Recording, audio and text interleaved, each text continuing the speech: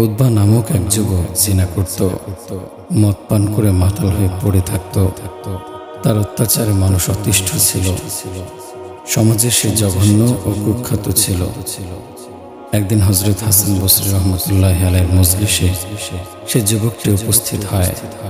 হাসান বসরী রহমতুল্লাহ আলাইহি তখন এই আয়াতটির তাফসীর প্রসঙ্গে ওয়াজ করছিলেন। আলাম ইয়ানি লিল্লাযিনা আমানু আন তাখশা কুলুবুহুম লিযিকরিল্লাহ। যারা মুমিন তাদের কি আল্লাহ তাআলার স্মরণে বিগলিত হওয়ার সময় আসেনি? হযরত হাসান বসরী রহমতুল্লাহ আলাইহির হৃদয়গ্রাহী ও মর্মস্পর্শী ওয়াজে তন্ময় হয়ে উপস্থিত শ্রোতাগণ কান্নায় ভেঙে পড়েছিল। এমন সময় সে যুবক দাঁড়িয়ে হযরত হাসান বসরীকে উদ্দেশ্য করে বলল, হে আল্লাহ তাআলার প্রিয় বান্দা, আমি একজন জঘন্য পাপী, আল্লাহ তাআলার অবাধ্য। আমার মতো জঘন্য অবাধ্য বান্দাকে কি আল্লাহ মাফ করবেন? আমার তওবা কি আল্লাহ কবুল করবেন? হযরত হাসান বসরী রহমতুল্লাহ আলাইহি উত্তরে বলেন, অবশ্যই তোমার অবাধ্যতা ও জঘন্য পাপাচারের পরও আল্লাহ পাক তোমার তওবা কবুল করবেন। হযরত হাসান বসরীর এই কথা শুনে সে যুবকের চেহারা বিবর্ণ হয়ে যায়। তার শরীর কাঁপতে থাকে। চিৎকার করতে করতে যুবকটি অজ্ঞান হয়ে মাটিতে পড়ে যায়। কিছুক্ষণ পর যখন যুবকটির জ্ঞান ফিরে এলো, হযরত হাসান বসরী তার কাছে গিয়ে কয়েকটি কবিতার লাইন আবৃত্তি করেন। ওহে নাফরমান যুবক, জানো আরশের মালিকের অবাধ্যতার শাস্তি কি? সে সম্পর্কে তুমি অবশ্যই অবগত। তোমাকে জাহান্নামে নিক্ষেপ করা হবে, যেখানে থাকবে ক্রুদ্ধ গর্জন। তোমার পাপের শাস্তি স্বরূপ তোমাকে টেনে হেঁচড়িয়ে সে ভয়াবহ আগুনে নিক্ষেপ করা হবে। হে যুবক, তুমি যদি সে আগুনের তেজ সহ্য করার ক্ষমতা রাখো, তাহলে আল্লাহ তাআলার নাফরমানি করতে থাকো, নয়তোবা এখনই বিরত হও। বস্তুত তুমি তো অন্যায় আর অবাধ্যতায় লিপ্ত হয়ে নিজেকে শয়তান ও কুপ্রবৃত্তির বেড়াজালে আবদ্ধ করে ফেলেছ। এখনো সময় আছে, নিজেকে বাঁচানোর চেষ্টা করো। হযরত হাসান বসরীর এ কথাগুলো শ্রবণ করে যুবকটি চিৎকার দিয়ে পুনরায় অজ্ঞান হয়ে যায়। এবার জ্ঞান ফেরার পর সে বলতে থাকে, হে শায়েখ, আমার মতো বদনসিব ও জঘন্য পাপাচারে লিপ্ত বান্দার তওবা কি আল্লাহ কবুল করবেন? হযরত হাসান বসরী রহমতুল্লাহ আলাইহি বলেন, হ্যাঁ, অবশ্যই আল্লাহ কবুল করবেন। এরপর যুবকটি আল্লাহ তাআলার দরবারে এই দোয়া তিনটি করল, হে আল্লাহ, আপনি যদি দয়া করে আমার তওবা কবুল করেন এবং আমার পাপগুলো ক্ষমা করে দেন, তাহলে আমাকে তীক্ষ্ণ উপলব্ধি, প্রচুর স্মরণ শক্তি, প্রখর ধীশক্তি দান করুন, যাতে উলামায়ে কেরামদের কাছ থেকে শোনা সব বিষয়ের ইলম ও কোরআনী জ্ঞান আমি সংরক্ষণ করতে পারি। আমাকে মনোমুগ্ধকর কণ্ঠস্বর দান করুন, যাতে যে কোনো পাষাণ হৃদয়ের মানুষও আমার তেলাওয়াত শুনে আকৃষ্ট হয়, আপনার মহত্ব ও বরত্বকে উপলব্ধি করতে পারে। হে আল্লাহ, আমাকে হালাল রিজিক দান করুন আর আপনার কুদরতি ভান্ডার থেকে আমাকে সাহায্য করুন। মহান রব্বুল আলামিন যুবকটির তিনটি দোয়াই কবুল করেন। ফলে তার মেধা অত্যন্ত তীক্ষ্ণ হয়েছিল। তার কোরআন তেলাওয়াত শুনে যে কোনো কঠিন হৃদয়ের মানুষও তওবা করত। প্রতিদিন তার গৃহে 2টি রুটি এবং 1 পেয়ালা তরকারি পৌঁছে যেত। কিন্তু এই খাদ্য কোথা থেকে কিভাবে আসতো, কেই বা প্রতিদিন পৌঁছে দিত, সে সম্পর্কে যুবক কিছুই বলতে পারত না। এই অবস্থা তার মৃত্যু পর্যন্ত অব্যাহত ছিল। রাসূল আকরাম সাল্লাল্লাহু আলাইহি ওয়াসাল্লাম বলেন, আরশের নিচে লেখা আছে, আমার অনুগত বান্দার প্রতি আমি অনুগ্রহ করি। যে আমাকে ভালোবাসে আমি তাকে ভালোবাসি। যে আমার কাছে প্রার্থনা করে আমি তাকে দান করি। যে আমার কাছে মাফ চায় তাকে আমি মাফ করি। প্রিয় ভাই, প্রিয় বোন, লা ইলাহা ইল্লাল্লাহু মুহাম্মাদুর রাসূলুল্লাহ এ কালিমার দাবি কি আমরা পূরণ করতে পেরেছি? কালেমাওয়ালা হয়ে আমরা আজ কি করছি? আমরা আজ আল্লাহ ও তার রাসূল সাল্লাল্লাহু আলাইহি ওয়াসাল্লামের পথ অনুসরণ করছি। আমরা তো পথ হারিয়ে ফেলেছি। দুনিয়ার মায়া মোহাব্বতে পড়ে কালিমার দাবিকে ভুলে গেছি, পথ হারিয়েছি। আলো ছেড়ে অন্ধকারে ঘুরে ঘুরে জীবন পার করছি। এখানে কবি বলেছেন, যখনই আমি লা ইলাহা ইল্লাল্লাহ পাঠ করি, বলি আমি মুসলমান, তখন আমার পূর্ণ অস্তিত্ব কেঁপে ওঠে। অথচ আমরা তো দাবি করছি আমরা মুসলমান, পাঠ করি লা ইলাহা ইল্লাল্লাহ, কই আমার শরীরের একটি উকুনও তো কেঁপে ওঠে না। কেন? আসলে আমরা কালেমার হাকিকত বুঝিনি। নিজেকে ইমানদার দাবি করি, কিন্তু ইমানের দাবিগুলো বাস্তবায়নে আমাদের আগ্রহ নেই। অথচ কালেমার দাবি হলো আল্লাহ তাআলার আনুগত্য ও রাসূল আকরাম সাল্লাল্লাহু আলাইহি ওয়াসাল্লামের দেখানো পথে নিজেকে পরিচালনা করা। এটাই মুসলমানের একমাত্র পথ, যে পথ আমাকে জান্নাতের দিকে নিয়ে যাবে, যে নববী আদর্শ আমাকে পবিত্র করবে। আল্লাহ তাআলার আনুগত্য রাসূল সাল্লাল্লাহু আলাইহি ওয়াসাল্লামের অনুসরণের পথেই আমাদেরকে পৌঁছতে হবে জান্নাতের দিকে। আমাদের জীবনে এর বাইরে থেকে কিছু গ্রহণ করার প্রয়োজন নেই। আমরা নারী হই আর পুরুষ হই, পথ একটাই। সে পথটি রাসূল সাল্লাল্লাহু আলাইহি ওয়াসাল্লাম আমাদেরকে দেখিয়ে দিয়েছেন। আমরা যেন আমাদের দেহ মনকে সর্বক্ষণ সে পথে ব্যবহার করি। আমরা যেন সে পথ থেকে বিচ্যুত না হই। আমাদের চোখ, আমাদের কান, আমাদের অন্তর, আমাদের আচরণ যেন সে পথের বাইরে না যায়। দুনিয়াতে আমাদের চলার পথে অন্য কোনো দিকে তাকাবার অবকাশ নেই। আমরা দেখব একমাত্র খাতামুন নবিয়্যিন হযরত মুহাম্মদ সাল্লাল্লাহু আলাইহি ওয়াসাল্লামকে। আমরা দেখব রাসূল সাল্লাল্লাহু আলাইহি ওয়াসাল্লামের তরিকাকে, দেখব তার জীবন আদর্শকে। আমাদের লক্ষ্য হবে আল্লাহ। তাই আল্লাহ আমাদের কাছে কি চান, আল্লাহ তাআলা আমাদেরকে জানিয়ে দিয়েছেন তিনি কি চান। রাসূল সাল্লাল্লাহু আলাইহি ওয়াসাল্লাম সে চাওয়া আমাদেরকে করে দেখিয়েছেন। আমরা পৃথিবীতে সুখের নিবাস রচনা করে ভোগবিলাসে থাকার জন্য তো আসিনি। আরামায়েশ আর আনন্দ ফুর্তির জীবন তো জান্নাতের জন্য। সে জান্নাতের পাথে কামাই করার বদলে আমরা দুনিয়া কামাই করছি। ভাই, সব ধোঁকা, সব ভুল। ক্ষণস্থায়ী জীবনের জন্য এত শ্রম দেওয়ার কি দরকার? রিজিক দেওয়ার মালিক তো আল্লাহ তাআলা। আল্লাহ তাআলা যদি বরকত না দেন, তাহলে আমার সম্পদ আমার কোনো সুখ দিতে পারবে না। আল্লাহ তাআলার রহমত ও বরকত ছাড়া আমাদের সবকিছু ব্যর্থ হবে। তাই আল্লাহ তাআলার পথে ফিরে আসতে হবে। নিজেকে আমরা ঠকাচ্ছি, নিজের সাথে প্রতারণা করছি। আমরা জান্নাতের সুখকে ভুলে আছি, জাহান্নামের দিকে ছুটছি। সে ভুল পথ থেকে ফিরে আসতে হবে ভাই ও বোনেরা। নিজেদের ঈমান ও আমলকে সাজাতে হবে।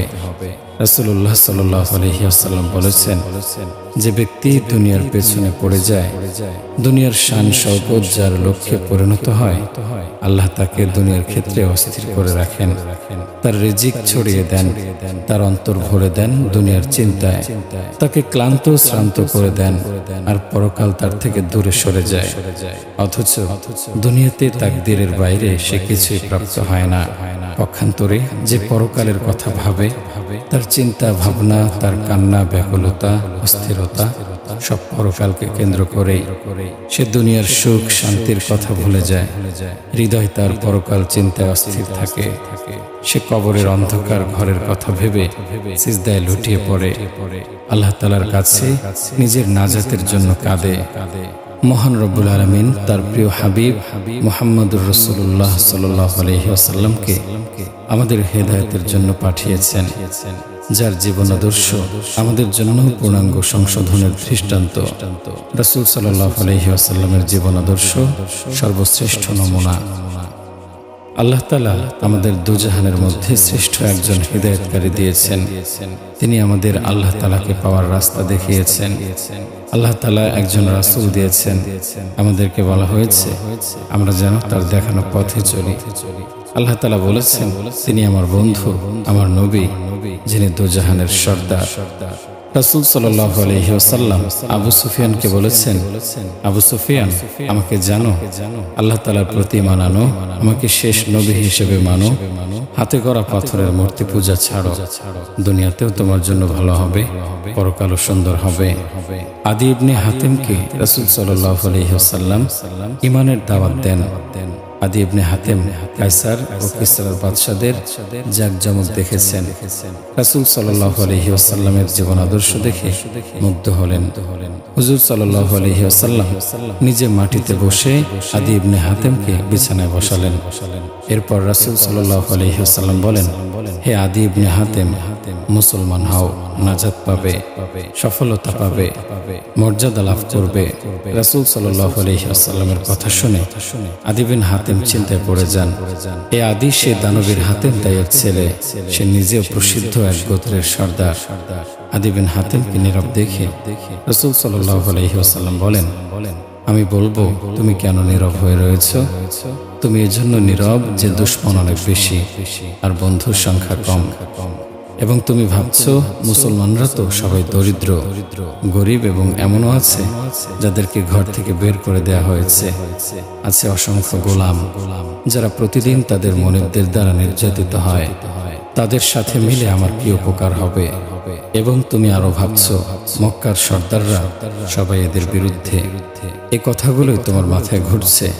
আদি বিন হাতেম রাসূল সাল্লাল্লাহু আলাইহি ওয়াসাল্লামের কথা শুনে বিস্মিত হলেন। আসলেই তিনি এই কথাগুলি ভাবছিলেন। এরপর রাসূল সাল্লাল্লাহু আলাইহি ওয়াসাল্লাম বলেন, আদি শুনে রাখো আমার কথা। আল্লাহ তাআলার কসম, আমার ভবিষ্যৎবাণী বাস্তবায়িত হবে। ইরান বিজয় হবে এবং তাদের সব সম্পদ মদিনায় আসবে। আদি বিন হাতেম কিসরার শান শওকত দেখেছে, এজন্য তার মনে এ কথার বাস্তবতা খুঁজে পাচ্ছিল না। আদি বিন হাতেম রাসূল সাল্লাল্লাহু আলাইহি ওয়াসাল্লামের কথার মধ্যে বলে, আপনি এটা কোন কিসরার কথা বলছেন? ইরানের কিসরা ছাড়া অন্য কোনো কিসরা কি আছে? আদির কথা শুনে রাসূল সাল্লাল্লাহু আলাইহি ওয়াসাল্লাম বলেন, না, আমি কিসরায়ে ফারেসের কথাই বলছি, এবং আরো বলছি যে সেই ইরান বিজয়ীদের দলে তুমিও থাকবে। এরপর রাসূল সাল্লাল্লাহু আলাইহি ওয়াসাল্লাম বলেন, আদি তুমি হীরা শহর চেনো? হীরা ইরাকের একটি শহর। আদি বলে, না দেখিনি, তবে নাম শুনেছি। হুজুর সাল্লাল্লাহু আলাইহি ওয়াসাল্লাম বলেন, এমন সময় আসবে যখন হীরা শহর থেকে সুন্দরী একজন নারী স্বর্ণালঙ্কার পরে একা একা বাইতুল্লাহ পর্যন্ত আসবে। এই নারীকে কেউ কিছু বলবে না, কেউ তার ইজ্জতের উপর হাত দেবে না। হযরত ওমর রাদিয়াল্লাহু আনহু এর খিলাফতকালে রাসূল সাল্লাল্লাহু আলাইহি ওয়াসাল্লামের এই ভবিষ্যৎবাণী সত্য হলো। ইরান বিজয় হলো, ইরাক বিজয় হলো। মুসলিম সৈন্য যখন কসরে আবিয়াজে প্রবেশ করলো, সেই দলে আদি বিন হাতেমও ছিলেন। আদি বিন হাতেম কেল্লার দেয়ালে উঠে ইরানের মহল দেখেন। মহলটি দেখে আদি বিন হাতেম বলে, আল্লাহু আকবার, আল্লাহ তাআলার রাসূল সাল্লাল্লাহু আলাইহি ওয়াসাল্লামের ভবিষ্যৎবাণী বাস্তবায়িত হয়েছে। আল্লাহ ও আল্লাহ তাআলার রাসূল সাল্লাল্লাহু আলাইহি ওয়াসাল্লাম সত্য বলেছেন। আল্লাহ তাআলার রাসূলের সব কথা বাস্তবায়িত হচ্ছে। অথচ সেদিন রাসূল সাল্লাল্লাহু আলাইহি ওয়াসাল্লাম যখন আমাদের ঈমানের দাওয়াত দিয়ে বলেছিলেন, মুসলমান হও, কামিয়াব হবে, আমার মনে কত ভুল চিন্তাই না এসেছিল যে এদের সাথে মিলে আমি কি পাবো। এরা তো নিতান্তই গরিব, অসহায়, কমজোর। আজ তো আমি দেখছি যে ইরানের সম্পদ মুসলমানদের দখলে। প্রিয় ভাই, প্রিয় বোন, আল্লাহ পাক রব্বুল আলামিন আমাদের এমন একজন পথপ্রদর্শক দিয়েছেন, যিনি দুনিয়াও নিয়ে এসেছেন, আখিরাতও নিয়ে এসেছেন।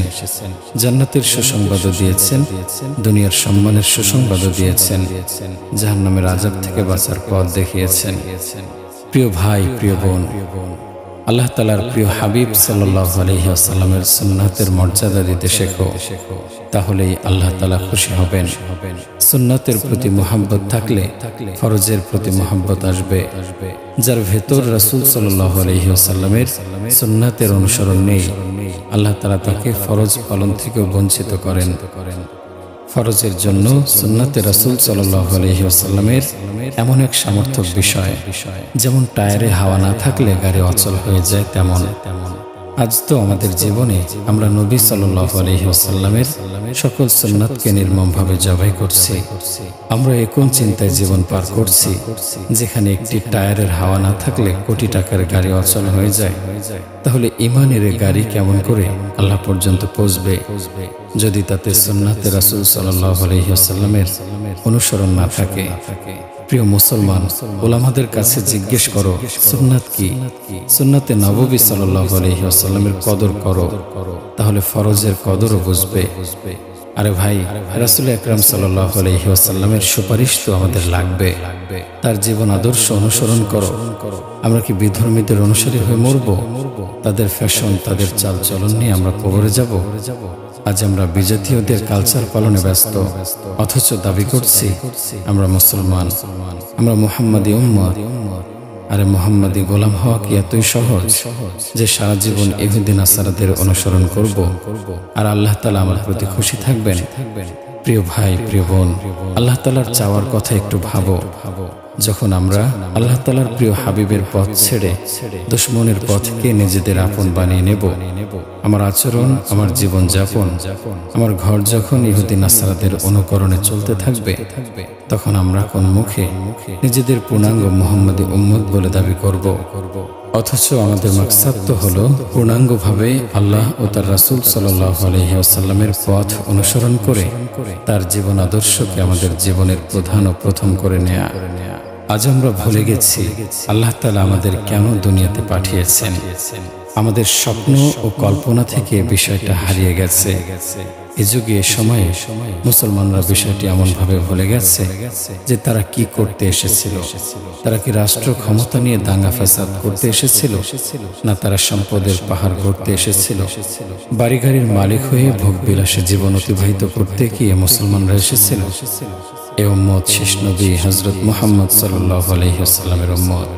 এ উম্মতের কাজ ছিল আপন নবীর দুঃখ কষ্টকে হৃদয়ে ধারণ করে জীবন অতিবাহিত করা, তার আদর্শকে দুনিয়াব্যাপী ছড়িয়ে দেয়া, জীবন যাপনে, সমাজে, রাষ্ট্রে, নিজের ঘরে, সর্বত্র তার মত ও পথকে বাস্তবায়িত করা। অথচ আমরা আজ ভুলে গেছি সে মত পথের কথা। আমাদের পুরুষরা ভুলে গেছে সে পথ, নারীরা ভুলে গেছে, যুবক ভুলে গেছে, যুবতী ভুলে গেছে, বৃদ্ধ ভুলে গেছে। আমাদের ভাবনা এখন শুধু ক্ষমতার দিকে, আমাদের ভাবনা সম্পদ নিয়ে, আমাদের ভাবনা অলংকার নিয়ে, পোশাক নিয়ে, নিজের সৌন্দর্য নিয়ে। পুরুষ হোক বা নারী হোক, আজ প্রত্যেক মুসলমান সম্পদের জন্য পাগল হয়ে গেছে। অথচ এই দুনিয়াবি মোহ আমাদের নিয়ে যাচ্ছে জাহান্নামের দিকে। প্রিয় নবী সাল্লাল্লাহু আলাইহি ওয়াসাল্লামের ভাবনা ছিল যে আমার উম্মত যেন জাহান্নামে না যায়। প্রিয় নবী সাল্লাল্লাহু আলাইহি ওয়াসাল্লামের ব্যথা ও ভাবনা উম্মতের নাজাতের জন্য ছিল। আমাদের কাজ তো এটাই ছিল যে আমরা না স্ত্রী সন্তানের, না দুনিয়ার সম্পদের পিছে সময় নষ্ট করব। আমরা তো একমাত্র আল্লাহ ও তার রাসূল সাল্লাল্লাহু আলাইহি ওয়াসাল্লামের জন্য জান কোরবান করব। আমাদের কাজ তো হলো মৃত্যু পর্যন্ত দিনকে দুনিয়াতে জীবিত রাখা। আজ আমরা কি করছি? আমাদের মাঝে দুনিয়ার সম্পদ অর্জনের লোভ পূর্ণাঙ্গভাবে বিদ্যমান। কেউ বলে আমি নামাজি, আমি রোজাদার। হ্যাঁ ভাই, আমরা নামাজি হই আর রোজাদার হই। নবীওয়ালা সাহাবীওয়ালা জীবন যদি গড়তে না পারি, তাহলে আমি ব্যর্থ। প্রিয় ভাই, প্রিয় বোন, আমি তোমাদের হাত জোর করে বলছি, আল্লাহ ও তার প্রিয় হাবিবের গোলাম হয়ে যাও। আজ পুলিশ দেখলে আমরা চিনতে পারি যে এরা পুলিশ, আর্মি দেখে চিনতে পারি যে এরা আর্মি। কারণ হলো তাদের ইউনিফর্ম। তাদের ইউনিফর্ম তাদের জাত চিনিয়ে দেয়। তেমনি ভাবে আসুন আমরাও মুহাম্মাদি হয়ে যাই। আমাদের পোশাক, আমাদের আচরণ, কথাবার্তা, জীবনের সর্বাবস্থায় আমরা যেন মুহাম্মাদি হতে পারি। আমরা আজ থেকে সে চেষ্টাই করব ইনশাআল্লাহ। প্রিয় ভাই, প্রিয় বোন, রাসূল আকরাম সাল্লাল্লাহু আলাইহি ওয়াসাল্লামের পথ অনুসরণ করো। ফিরে এসো সে জীবন থেকে যে জীবনে তোমার গন্তব্য খুঁজছ। যে জীবনে তোমরা হাঁটছো এর পরিণাম শুধু ধ্বংস। আমাদের গন্তব্য তো একটাই, তা হলো নবীওয়ালা পথ। দাওয়াত ও তাবলীগের কাফেলা বিশ্বব্যাপী এ দাওয়াত দিয়েই ঘুরছে। এ দাওয়াত ও তাবলীগের কারণে কোটি কোটি দিনহারা মানুষ দিনের সঠিক বুঝ পেয়েছে। এ পথে এসে কত পথহারা মুসাফির শান্তিময় জীবনের সন্ধান পেয়েছে। অপমানিতরা সম্মান পেয়েছে, শিরককারী শিরক ছেড়েছে, বেনামাজি নামাজি হয়েছে, খুনি ব্যভিচারী দাঙ্গাবাজ হয়েছে উত্তম পথের পথিক। এ পথ তো এমন এক পথ যে পথ চলে গেছে জান্নাতের দিকে। আল্লাহ ও তার রাসূল সাল্লাল্লাহু আলাইহি ওয়াসাল্লামের গোলামিতে কত স্বাদ, কত আনন্দ। তারা কি বুঝবে যে তা করেনি? আরে ভাই, আল্লাহ ও তার রাসূল সাল্লাল্লাহু আলাইহি ওয়াসাল্লামের গোলামি করে দেখো, দেখবে সারা দুনিয়ার বাদশাহীও এর কাছে গৌণ। এ এমন এক গোলামি যা করে হযরত খালিদ বিন ওয়ালিদ রাদিয়াল্লাহু আনহু সাইফুল্লাহ উপাধি পেয়েছেন। হযরত উমর রাদিয়াল্লাহু আনহু ফারুক উপাধি পেয়েছেন। হযরত আলী রাদিয়াল্লাহু আনহু আসাদুল্লাহ উপাধি পেয়েছেন। হযরত আবু বকর রাদিয়াল্লাহু আনহু সিদ্দিক উপাধি পেয়েছেন। হযরত ওসমান রাদিয়াল্লাহু আনহু জিন্নুরাইন উপাধি পেয়েছেন। হে ভাই, এই কাজ তো নবীওয়ালা সাহাবীওয়ালা কাজ। তাবলীগ হলো এই কাজ শেখার স্থান। তাবলীগ হলো এই কাজকে দুনিয়াব্যাপী প্রচার করা। আর কোন নবী তো আসবে না। হযরত মুহাম্মদ সাল্লাল্লাহু আলাইহি ওয়াসাল্লামই তো শেষ নবী। তাই মহান রব্বুল আলামিন সমস্ত উম্মতে মুহাম্মাদের উপর এই কাজের দায়িত্ব দিয়েছেন। দায়িত্ব এসে পড়েছে। দায়িত্ব এসে পড়েছে কোরআন প্রচারের। দায়িত্ব এসে পড়েছে মানুষকে দ্বীনের পথে ফিরিয়ে আনার। জিলহজের 10 তারিখ প্রিয় নবী সাল্লাল্লাহু আলাইহি ওয়াসাল্লাম বিদায় হজের ভাষণে উম্মতের উদ্দেশ্যে বলেছেন, সেই দিন সেখানে সোয়া লক্ষ সাহাবী উপস্থিত ছিল। সেখানে নারীও ছিল, পুরুষ ছিল, ধনী ছিল, গরিব ছিল, আরবি আজমিও ছিল। সে এক জনসমুদ্র। রাসূল সাল্লাল্লাহু আলাইহি ওয়াসাল্লাম উপস্থিত জনমণ্ডলীর উদ্দেশ্যে বলেন, হে আমার উম্মত, তোমাদের সাথে এটা আমার শেষ সাক্ষাৎ। আমি তোমাদেরকে মহান রব্বুল আলামিনের জিম্মায় ছেড়ে দিচ্ছি। আমার পরে আর কোনো নবী আসবে না। তাই আমার পয়গাম দুনিয়াব্যাপী ছড়িয়ে দেয়া তোমাদের দায়িত্ব। রাসূল সাল্লাল্লাহু আলাইহি ওয়াসাল্লামের এই আদেশ তো ঘরে বসে থাকতে দেয় না। আল্লাহ তাআলার কসম, আমরা কি করছি? দ্বীনের দাওয়াত না পাওয়ার কারণে কোটি কোটি মানুষ জাহান্নামী হয়ে মারা যাচ্ছে। অথচ আমাদের কর্তব্য ছিল ঈমানের দাওয়াত নিয়ে তাদের কাছে যাওয়া। যারা ঈমানের গুরুত্ব না বোঝার কারণে ইসলাম থেকে দূরে আছে, অথচ আমাদের প্রতি রাসূল সাল্লাল্লাহু আলাইহি ওয়াসাল্লামের আদেশ ছিল আমরা যেন অমুসলিমদের মাঝে ঈমানের দাওয়াত পৌঁছে দেই। আমরা কি সে দায়িত্ব পালন করছি? না আমরা ঘরে বসে নিজের জীবনকে রঙিন করতে ব্যস্ত। আকাশচুম্বী ভবনের মালিক হওয়ার স্বপ্ন, ভাই বোন আসুন জান্নাতের স্বপ্ন দেখি, তওবা করি। কারণ আল্লাহ তাআলার রাসূলের দেয়া দায়িত্ব আমরা ভুলে গেছি। আর যদি আমার ঈমান হারা পথভ্রষ্ট উম্মতে মুহাম্মাদীকে পাপ পঙ্কিলতা থেকে নবীওয়ালা পথে না আনতে পারি, তাহলে আমরা বরবাদ হয়ে যাব। যে কাজের জন্য আমাদের নির্বাচিত করা হয়েছে, যে কাজের জন্য আমরা শ্রেষ্ঠ উম্মত হয়েছি, সে দায়িত্ব পালনে আমরা তো ঘর ছাড়তে পারিনি। অথচ আল্লাহ তাআলার পয়গাম নিয়ে ঘুরে বেড়ানোই আমাদের কাজ ছিল।